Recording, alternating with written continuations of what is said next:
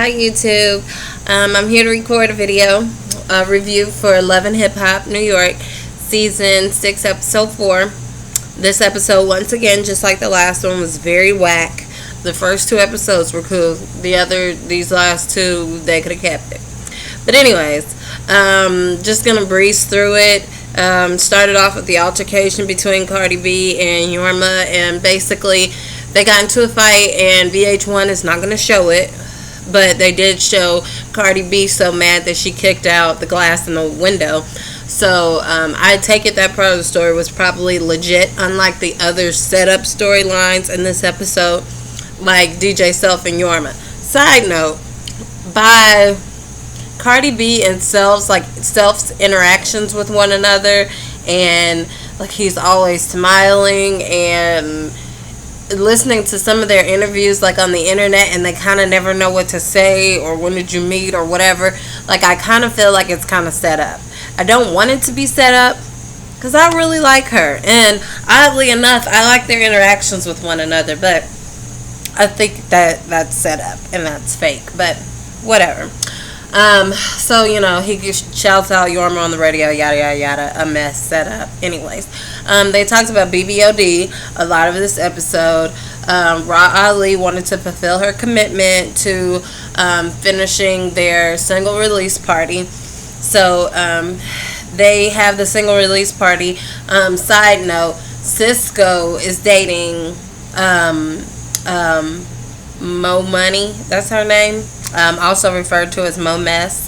He's dating Mo Mess, and it's not shocking that he's dating her, because if you remember from last season, she looks like very similar to the mother of his child, so he probably does legit like her.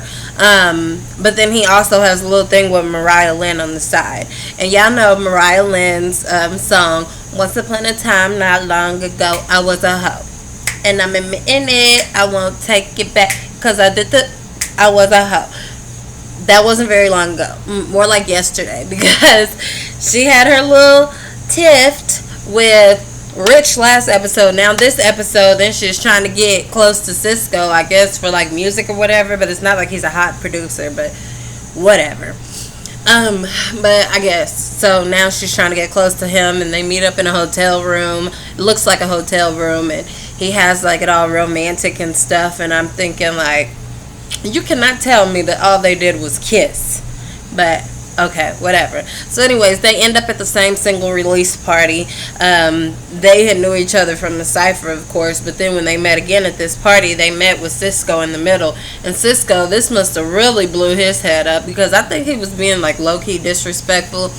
But she's like, oh, okay, so how do y'all know each other? Oh, y'all together? That's funny. This is what Mariah Lynn was saying. Basically, that's funny because we kind of been like macking and hanging, whatever.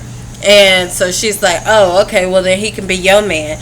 But the only thing I don't like about Mo Money in this situation is that, like, I feel like once you found out what he was doing, clearly y'all weren't on the same page. For some reason, you thought y'all were exclusive. He thought y'all were dating.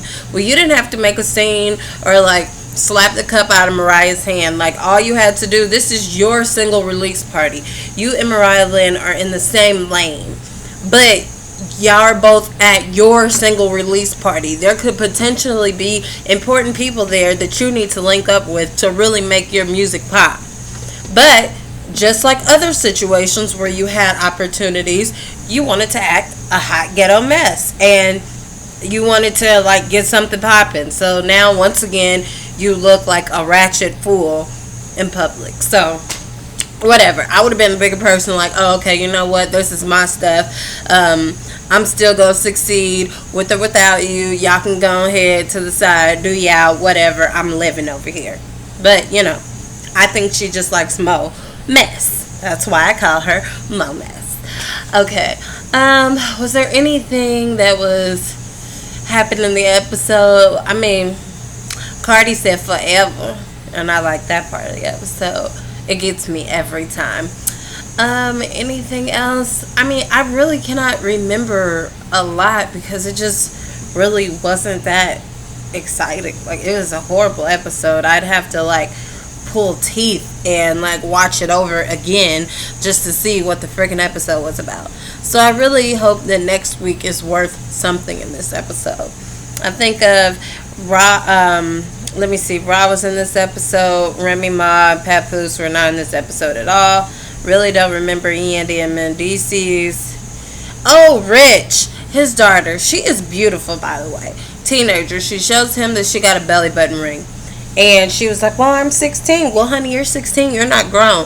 I don't know what the rules are or the law is in New York, but I know in Kansas, I really don't think that it's possible to be able to go get a belly button without parental consent at 16 years old. But, you know, so that's why her mama decided to just, like, pop up there and come get her, which that was, like, very staged as well, because what did y'all call the VH1 cameras and tell them to be there? Like, Rich just didn't know y'all was going to be in his house with the cameras and everything. Like, come on now. But I'm probably ruining the viewing experience for some of you, but I'm just, that was, like, a little too staged. But anyways, so she comes to go get her daughter because her dumb daughter, 16 years old, like we all have made dumb decisions at 16 before, goes and posts a picture of her belly button on Instagram. And so her mom found out and she came down there to get her, and she was like, and I don't like the fact that she doesn't go to church anymore. Well, the only thing that I didn't like about that, like, okay, she should go to church, but if you sent her down there to live with her dad, you know that the lifestyle that he lives, and you know 9 times out of 10, like, he's not going to commit going to church. So then why would he make her commit going to church? Or when would there be an opportunity for him to take her to church with him if he doesn't go? Like, you knew the type of lifestyle he lived, and if you wanted your daughter to live a certain type of lifestyle while she's still a minor, then you probably should have kept her with you. And if the belly button thing, that was a mistake. That's something as a parent he should have been on her about that and not being her friend. But considering the fact that he hasn't been the full-time parent all of these years, he's gonna make mistakes. So I think that that's something that she probably should have just simply addressed with him, and then they could move on from there, and it's a learning lesson, and then maybe from that point he could buckle down. But I feel like she didn't even give him an opportunity. So I think she should have at least gave it some more time, or at least give it like a year. I'm going to give her a year with you. These are important years in her life as well, where she not only needs her mom, but she needs her dad as well. And seems like with you, she's going to be a bit more sneaky, and maybe with him, he'll be more open. She'll be more open. But, you know, nevertheless, I don't know what's going to happen with it for the rest of the season. I do think that it would be a good experience for her to stay with her dad, and hopefully they can figure that out, because I'm sure that's a hurting feeling to feel like your child is being taken away from you. I think I would be ready to fight if it was me. Not that I condone violence, but I'm just saying. Okay, anywho, so I watch the Haves and Have-Nots, and that comes on tonight, and so I figure I'll probably go ahead and do a review on it. I also started a new blog.